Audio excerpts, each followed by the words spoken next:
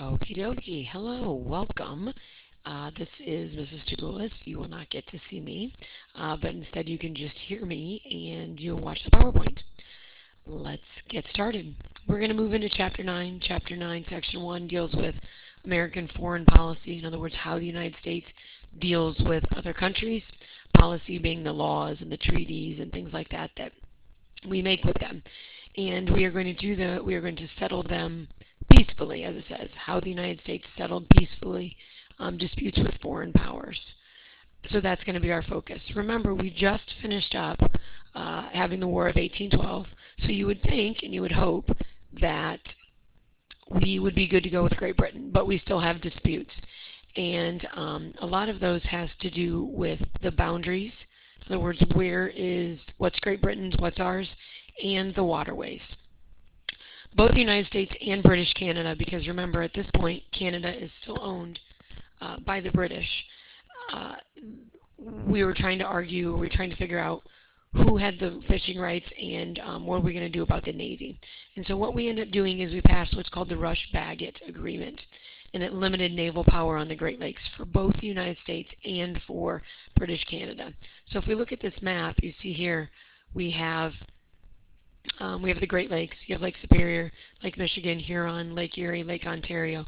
There is another lake that's really not a Great Lake, but it is going to play a role here, and it runs kind of right through here. And this is called Lake Champlain, and we've talked about Lake Champlain before, especially when we were talking about the Revolutionary War. It's not quite that big, but just go with me. And so the Rush-Bagot Treaty specifically talks about on Lake Ontario and Lake Champlain that both Americans and British were allowed one naval vessel and one cannon. So those were specific. Now, for the other ones, Lake Erie, Lake Huron, Lake Michigan, and Lake Superior, they were allowed two naval vessels and those naval vessels were able to be armed. So, your cannons and your things like that. But that was the Rush-Bagot Treaty. Now, we had some other issues going on, and it wasn't just with the Great Lakes. But if you look here, it talks about boundaries. And so we had issues about fishing rights off the coast of Canada, fur trade in Oregon, and then that U.S.-Canadian border. And so the Convention of 1818, which was actually a treaty, answered those questions. And so it allowed the U.S. fishing off the coast of Canada. It set the border between the United States and Canada at the 49th parallel as far as the Rockies. And then the agreement was that they would share the Pacific Northwest. If we look at this map here, we can see that the fishing rights is not on the map. The fishing rights would be up in here off the coast of Newfoundland. Then you can see right here, Convention of 1818. This is the 49th parallel, and this went all the way up to here runs the Rocky Mountains. Okay, so it went to the Convention of 1818, set that at the 49th parallel, I'm sorry. Up before this point, there was a blob of land right there and a blob of land right there that the British had owned this and the U.S. had owned this. And so after the Convention of 18, this became U.S. land, and that became British land. They used that 49th parallel. And then part of the Treaty of 1818 was that we would have joint occupation. We'll talk a lot about this later on, but basically that Britain and U.S. were going to share this area. It had a lot of good fur trade. People were able to make money off it. So we didn't want to just give it up from the British or to the British, but we wanted to share that. That was the Convention of 1818. Now, that's how we settled things with Britain, but we also had some issues going on with Spain, and of course the issue had to do with Florida and where the border was. So if you look here, this is eventually where the border of Florida ended up being, but obviously Spain wants more land. Spain wants the border to be up here so they can have all of that, where the U.S. wants it to be more here unless they're going to give us the whole thing, which that actually is going to end up happening. So Secretary of State John Quincy Adams talks with Spain's Luis de Onís, and you can see there's Secretary of State John Quincy Adams. Remember, Secretary of State is the person who deals with other countries. Here is him. A lot of times when we see pictures of John Quincy Adams, it's of him as an older man. So here's a young picture of him. And there's our good buddy Onís. and he speaks for the Spanish government. So while that was all trying to be figured out where the border was going to be, President at this point, who is James Monroe, sent troops to secure the border. Because what was happening is we had some issues with Spain about where that border is. And along with that, we had some issues with the Seminoles. Now, the Seminoles are in Florida. Okay, think about Florida State Seminoles. And what was happening is that those Seminoles were coming over into the U.S. border and raiding some of the settlements there. Also, excuse the announcement. Also, what was happening was that you had runaway slaves from Georgia and those southern states that rather than having to run all the way north, up into, trying to make it to Canada, they would go south into Spanish Canada. And so those southern states were angry about that. The First Seminole War and the Adams-Onis Treaty. Well, Andrew Jackson, there he is right there, handsome devil, which we've talked about already. Remember, we talked about him with the Creek War. And we know that he is not a big fan of Native Americans. He's also, though, not a big fan of the Spanish. And so he starts capturing those Seminole raiders.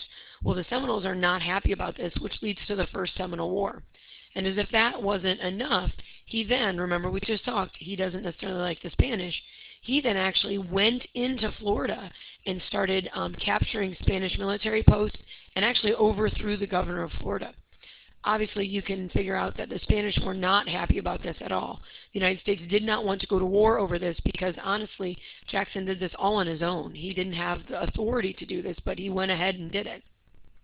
So we needed to come up with a treaty so that we would stop this border dispute and we would, get over what had just happened.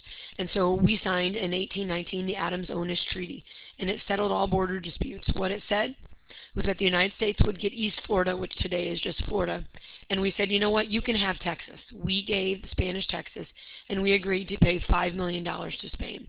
So if you look here on this map, you can see that these are states, okay?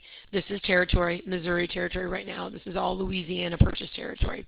But you can see that for a while we included this. We believed that this was our territory.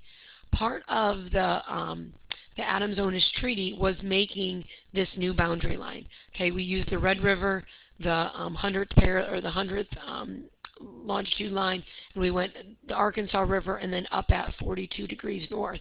That was the Adams-Onis Treaty line. So they, this what used to be ours, we gave to them. This also includes Texas, which is, this is all Texas right through here today. We gave that up. Now, if you realize today, obviously Texas is part of the United States. So in the upcoming chapters, we'll talk about how we got Texas back. And then you can see here's Florida. This is the area ceded by Spain, in other words, given to us by Spain as part of the Adams-Onis Treaty. Now, besides what was happening with us within our own country, we strengthened our relationship with Latin America. Now, Latin American countries had started to declare independence from Spain. If you think way back to like Chapter 2 and Chapter 3, we talked about when Spain came over, and not just Spain, but Portugal and France, came over to Central America and South America, started taking over those areas. Haiti we just talked about in this chapter. Remember, Haiti was, or Chapter 9, or Chapter 8, I'm sorry. Haiti was controlled by the French until Toussaint Louverture brought the slaves together and they overthrew the French. So that gained independence in 1804. If you look Brazil, okay, Brazil, remember, was controlled by Portugal until they started gaining their independence, 1822 through that area. Paraguay declared their independence from Spain, 1810. And then if we look through here, Venezuela, Colombia, Ecuador, and Peru, a guy named Simón Bolívar helped, whose nickname was the Liberator, helped liberate these countries. In other words, kicked Spain out and said, hey, we want to control our own country, which is all well and good, and we're happy about that. But remember, when now they've kicked out these big, strong powers, they're still trying to figure out how to make a government, which makes them kind of weak. And there's Simón Bolívar, like we talked about. There's a handsome picture of him. And we were worried that these European countries, either Spain or others, would come and try and take control of these newly freed countries because they weren't strong enough to stand on their own. So our plan was to issue what's called the Monroe Doctrine, and it warned European powers to not interfere in the Americas. That's the big, broad idea.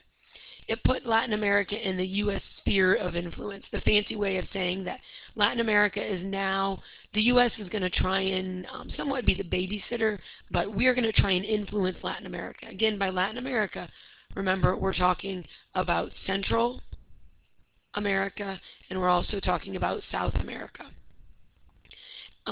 Now, the more specific parts of the Monroe Doctrine, there are 4 basic points.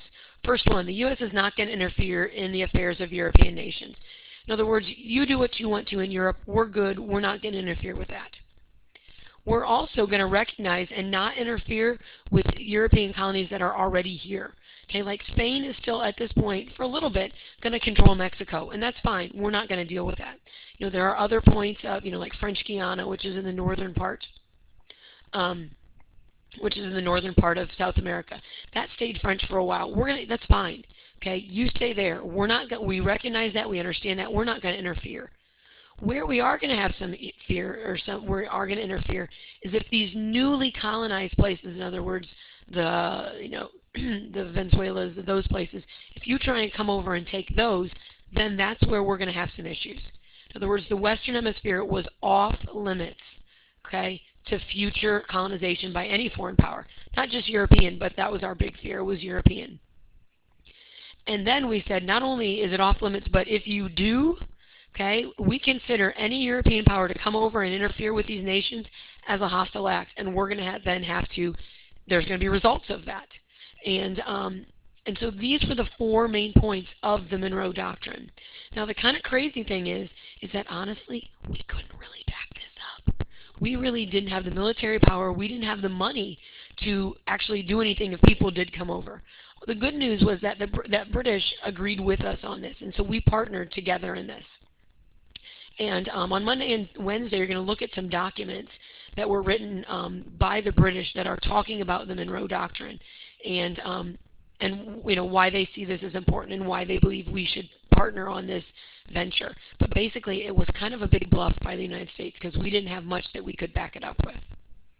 This video here is about a 4-minute video clip. It's going to show you and talk about the Monroe Doctrine back then, but also show how the Monroe Doctrine has affected, even you know, lately, some of our relationships with Latin America. A new national identity impacts the United States on its basis. The United States has had a major influence on its Latin American neighbors for hundreds of years. What was the Monroe Doctrine, and how has it affected American actions in Latin America?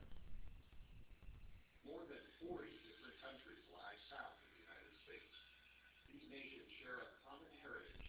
All are former European colonies. In the early 1800s, revolutions broke out across the region. Led by men like Simón Bolívar and José de San Martín, many of the colonies rebelled against their European rulers. President James Monroe and the U.S. Congress were quick to recognize these new nations, and in his State of the Union address on December 2nd, 1823, President Monroe went a step further. He declared that the United States would do any attempts by European powers to interfere in these former colonies as an act of war. It was a bold statement from a young country. At the time, President Monroe and the Secretary of State, John Quincy Adams, were mainly worried that Russia would expand its empire along the Pacific coast and that Spain would seek to regain its newly independent colonies. Over time, the Monroe Doctrine became a core principle of U.S. foreign policy. At times, it has been the basis of U.S. actions to protect Latin American neighbors. At other times, it has been used to justify U.S. expansionism. In the 1840s, President John Tyler cited the Monroe Doctrine when the United States sought to annex Texas to the Union. President James Polk used it as part of his claim to Oregon country. By the early 1900s, America was becoming a world power. From its victory over Spain in the Spanish-American War, the United States had gained Cuba, Puerto Rico, the Philippines, and the island of Guam. Eager to improve U.S. naval strength in Latin America, President Theodore Roosevelt strongly supported building a canal in Central America that would connect the Atlantic and Pacific Oceans. Building that canal was costly and dangerous, but in 1914, the Panama Canal was completed. Roosevelt also added his own policy to the Monroe Doctrine. Called the Roosevelt Corollary, the addition stated that the United States had the right to police Latin America, and that it could intervene if any chronic wrongdoing occurred. Roosevelt had added this policy because European nations had threatened to send troops to Latin America to collect unpaid debts. But the Roosevelt Corollary was also used to increase America's economic and military presence in the area. During the Cold War, the United States occasionally cited the Monroe Doctrine while trying to keep communist forces from taking over territories in Latin America and the Caribbean. The most famous example of this occurred in October 1962, when the Soviet Union was caught attempting to install nuclear missiles in Cuba. President John F. Kennedy responded with a naval blockade around the island. The two superpowers came close to nuclear war. Finally, the Soviets agreed to remove the weapons, ending the Cuban Missile Crisis. In later efforts to prevent the spread of communism in Latin America, the United States supplied money, arms, and training to anti-communist forces in Chile, El Salvador, Nicaragua, and Guatemala. Since the end of the Cold War, the United States has focused its Latin American foreign policy on establishing trade agreements, preventing illegal drug smuggling, and providing humanitarian aid during natural disasters. In the years since the Monroe Doctrine was proclaimed in 1823, the world has changed dramatically. Since then, the United States has used the doctrine both to protect and defend its neighbors, and to ensure its own interests south of the border. Okay. Well, thank you. This is our first official flip lesson. I hope that you got a lot out of it. You should have been answering those questions as you were going. If you need to, you can always go back, watch it again, pause, restart, all that good stuff. I will soon be posting Chapter 9, Section 2s. Thank you.